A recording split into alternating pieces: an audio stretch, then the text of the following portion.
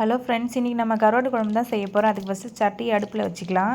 சட்டி காய்ஞ்சதுக்கப்புறமா எண்ணெய் ஊற்றிட்டு கடுகு வெந்தயம் தாளிச்சிடலாம். அதுக்கப்புறமா பூண்டு சேர்த்துக்கலாம்.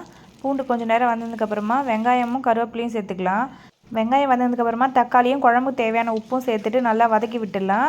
தக்காளி நல்லா வதங்கினதுக்கப்புறமா கத்திரிக்காய், முருங்கைக்காய், உருளைக்கிழங்கு சேர்த்துட்டு அதையும் நல்லா வதக்கிட்டு இப்போ குழம்பு மிளகாத்தூள், தனியாத்தூள் எல்லாம் சேர்த்துட்டு அதையும் நல்லா கலந்து விட்டுட்டு இப்போ வேக வச்சு வச்சுருக்க மொச்சக்கொட்டையும் சேர்த்துட்டு அதையும் ஒரு கலந்து விட்டுட்டு குழம்புக்கு தேவையான அளவு தண்ணி ஊற்றிக்கலாம். தண்ணி ஊற்றி நல்லா கலந்து விட்டுட்டு மூடி போட்டுடலாம். குழம்பு நல்லா கொதிச்சதுக்கப்புறமேட்டுக்கா இதில் ஒரு லெமன் சைஸ் புளி கரைச்சி ஊற்றிட்டு அதையும் நல்லா கலந்து விட்டுட்டு புளி நல்லா கொதிச்சதுக்கப்புறமா க்ளீன் பண்ணி வச்சுருக்கிற கருவாடை சேர்த்துக்கலாம். கருவாடை சேர்த்து கலந்து விட்டு கொஞ்ச நேரம் மூடி வச்சுக்கலாம்.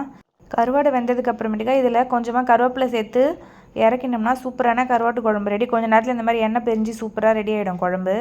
ரொம்பவே டேஸ்டியாக இருக்கும். நீங்களும் ட்ரை பண்ணி பாருங்கள்.